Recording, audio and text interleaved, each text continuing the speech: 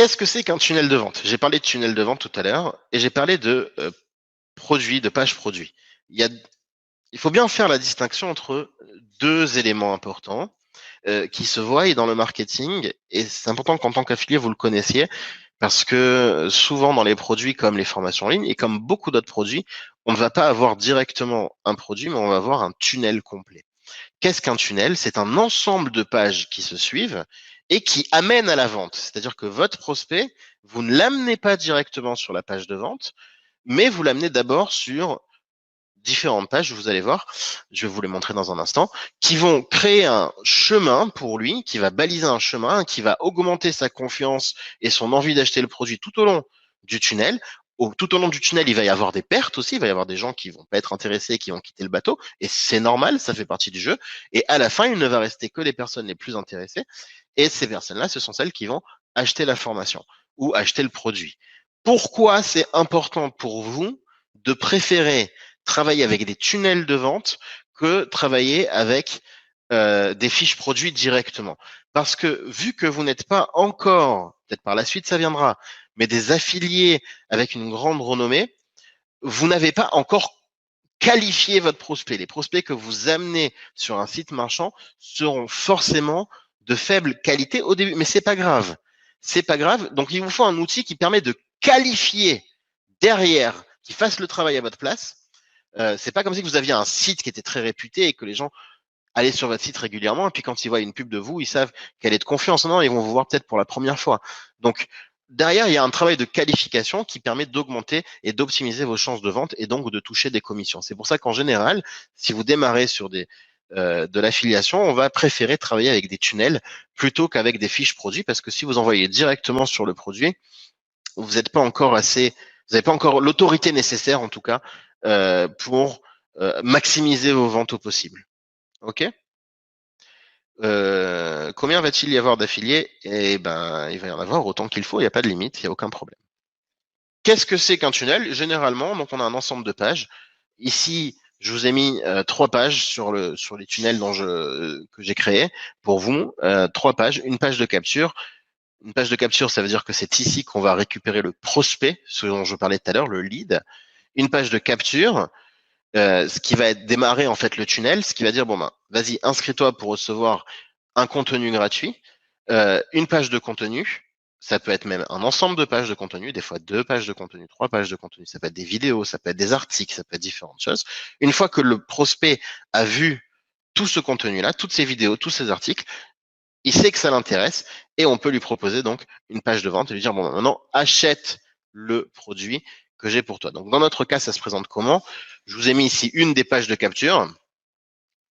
Interview exclusive, comment l'esthétisme peut nous faire gagner plus en dépensant moins, qui est un interview que je donne avec Lana. Lana, c'est la jeune fille que vous voyez là. Et le prospect qui rentre laisse ses coordonnées, s'inscrit pour découvrir l'interview pour le lancement de la formation. Derrière, il reçoit une page de contenu. C'est l'interview en question. C'est un interview qui dure une demi-heure de mémoire, pardon, une demi-heure. Et une fois que l'interview lui a convenu, il a envie d'aller plus loin, il peut cliquer sur je veux en savoir plus sur la formation, ce qui l'emmènera sur une page de vente dans laquelle j'apparais et je donne une offre pour les prospects qui sont arrivés jusque-là, donc pour vos prospects en l'occurrence, une offre que j'avais mis en place pour le lancement de cette formation il y a quelques semaines, quelques mois. C'est maintenant 3-4 mois qu'elle est lancée. Donc j'avais mis en place cette offre-là juste pour le lancement. On l'avait pas reproduit. J'ai décidé de la réouvrir pour vos clients. Et vous verrez le tunnel de toutes les manières. Et donc il a le prospect a la possibilité donc de s'inscrire et de commander à 29 € la formation au lieu de 145 €. Voilà un peu le déroulé de chaque chose. On a page de capture, page de contenu, page de vente. Voilà comment se présente un tunnel de vente. Et vous trouverez ça de manière très très fréquente chez beaucoup de sites marchands. Et à mon avis, vous devriez travailler avec des tunnels de vente à votre niveau. C'est important. OK? Bien. On a compris tout le concept, on a compris le tunnel, on a compris comment ça fonctionne. Maintenant, on va essayer de générer du trafic sur notre lien. Et dans le cadre de notre formation, Désolé pour celui qui n'a pas Facebook, mais ici on va utiliser Facebook parce que c'est un réseau très très puissant. Mais nous n'avons pas de communauté. Problème. Et je vous ai promis que vous n'aurez pas de communauté.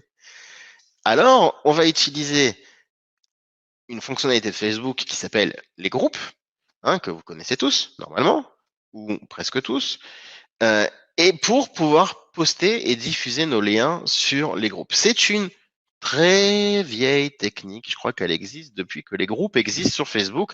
Ça date. Pourtant, c'est une technique encore performante. Certains se disent qu'elle elle n'est plus d'actualité. Oui, elle fonctionne encore très bien. En revanche, Facebook a beaucoup évolué depuis le lancement des groupes et il y a des règles à respecter et il y a des manières de faire pour que ce soit autorisé, pour ne pas que l'on soit un spammer, ce qui serait très mauvais. Facebook n'apprécierait pas, les groupes n'apprécieraient pas non plus. Qu'est-ce qu'un groupe? C'est un ensemble de personnes qui se réunissent sur Facebook autour d'un sujet commun et qui aiment bien avoir du contenu qui parle de ce sujet-là et ils échangent au travers du groupe donc concernant ce sujet. Ok? Donc nous, ce qu'on va faire, c'est qu'on va prendre notre lien et on va le poster de manière intelligente. J'expliquerai comment tout à l'heure. On va le poster de manière intelligente sur les groupes qui ont un potentiel de nous rapporter du trafic, donc de faire rentrer des prospects dans notre entonnoir, dans notre tunnel, donc tout en haut du tunnel, un maximum, pour que à la fin du tunnel, eh bien, je puisse générer 1, 2, 3, 4 ventes par jour si je fais ça intelligemment. Et c'est possible. Et c'est possible. OK? Donc, 1, 2, 3, 4 ventes par jour à 30 euros la vente, sur lequel vous touchez 40%. Si je me trompe pas, ça vous fait du 12 euros par vente, je crois, dans votre poche. Donc, 3, 4 ventes par jour, ça peut faire de 30 et 50 euros, ce qui est assez sympathique. Pour pas énormément de travail en soi, vous allez voir, c'est pas très compliqué. Donc, comment ça marche? D'abord, il faut repérer où je vais poster, mon lien. Il existe différents groupes. Donc, quand on va parler de notre niche, souvenez-vous, donc là, on va prendre le cas de la formation expert du graphic design. Le cas de la formation expert du graphic design, on peut tout naturellement aller sur des groupes qui parlent de infographie ou de graphic design. C'est ce que l'on appelle donc des groupes ciblés sur la niche. Directement, je prends la niche et je vais prendre des groupes qui parlent de ça. Ok, donc là, je vous ai donné un exemple, celui-là par exemple, infographie et création graphique. Mais ensuite, il y a aussi des groupes qui sont complémentaires à la niche. Qu'est-ce qu'un groupe complémentaire à la niche? Quelqu'un qui a un site internet, par exemple, a probablement besoin de quelques bases de graphic design. Il a probablement besoin de créations qui lui permettent de mettre de belles images, de faire des beaux posts sur ses réseaux sociaux, de d'améliorer les photos de ses produits qu'il va mettre en ligne pour faire des meilleures ventes, etc., etc. Donc, quelqu'un qui est dans la création de sites web pourrait avoir une utilité à la formation expert du graphic design puisqu'elle est orientée précisément là-dessus. Donc, c'est ce qu'on va appeler les groupes complémentaires à la niche. Et là, je vais apporter quelque chose qui vient se greffer. Et c'est des groupes qui vont m'intéresser. Vient un troisième groupe, un troisième type de groupe qui va être un peu moins intéressant, mais qui existe, donc je le présente, c'est les groupes concurrents aux produits. Donc des groupes qui parlent de formation graphique. C'est pas très joli, moi j'aime pas faire ça, je recommande pas de le faire, mais parce que chacun son pain, chacun son beurre. Mais voilà, ça existe, vous verrez souvent des gens qui essayent d'aller sur les groupes des uns et des autres. Donc c'est ici aussi. Ok? Mais c'est pas très éthique de vous à moi, sauf si le fondateur du groupe, l'administrateur du groupe, vous y autorise. Ça aussi, on peut rentrer en contact avec l'administrateur du groupe, lui parler, et si ça se trouve, votre formation n'est pas en concurrence directe avec la sienne, elle se complète, et là, à ce moment-là, il sera peut-être d'accord même de vous autoriser à poster sur son groupe. Mais de façon générale, évitez. Comment on fait donc pour rechercher le groupe? Comment on fait pour rechercher les bons groupes? Donc, j'ai 3 techniques que j'aimerais présenter ici.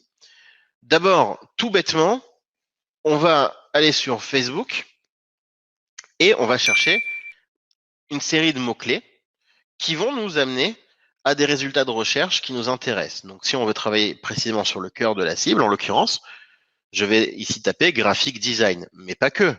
Je peux aussi taper comment faire du design, comment créer des beaux posts, comment améliorer ses images, amélioration d'images, infographiste, groupe d'infographistes. Il y a plein de combinations de mots-clés que l'on peut tenter pour obtenir des résultats. Et les résultats que l'on va obtenir, il va falloir les filtrer en groupe. Donc, ce que vous voyez ici, dans les résultats de recherche de Facebook, on peut filtrer et obtenir que les groupes.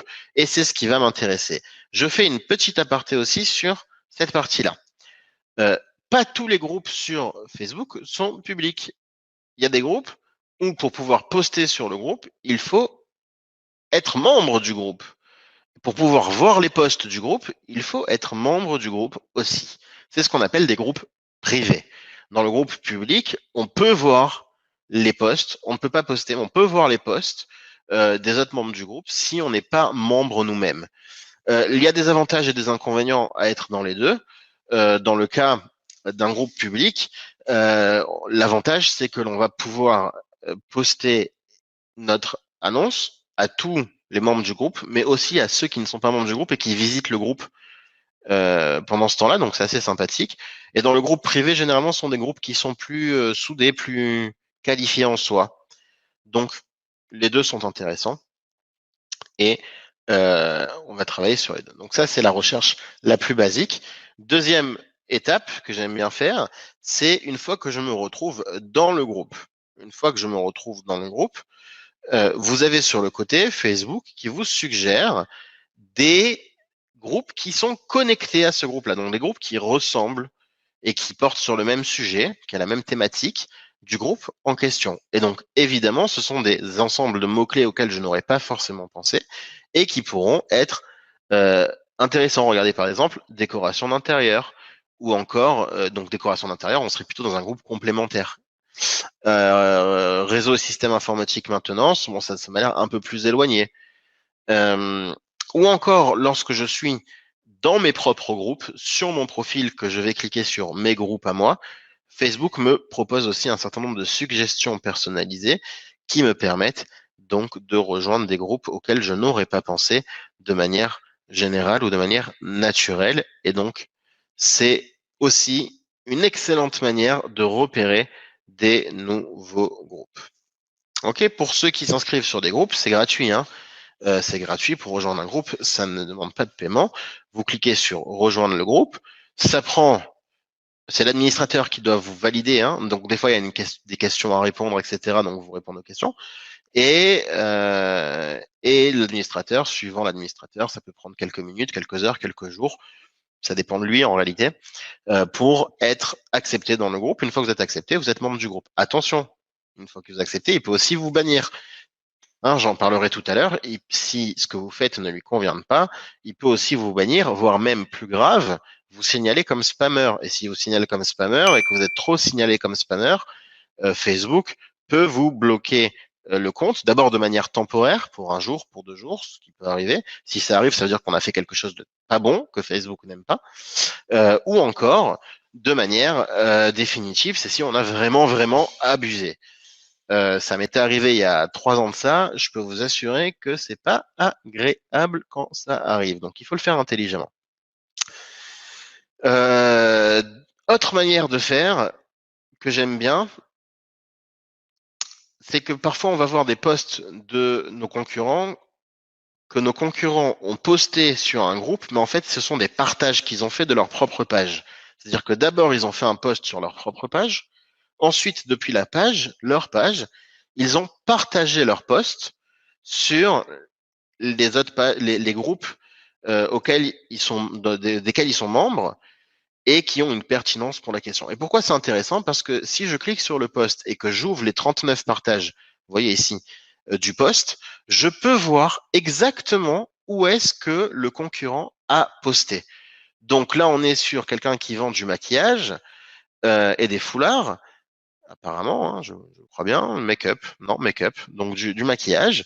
Et si je suis dans la même niche qu'elle, je peux très simplement me dire, bah tiens, si elle a posté dans ces groupes-là, ça fait quelques Ça doit faire quelque temps qu'elle travaille dessus, donc elle sait sur quel groupe ça fonctionne et sur quel groupe ça ne fonctionne pas. Si elle a partagé sur ces groupes-là, il faut que moi aussi j'y suis.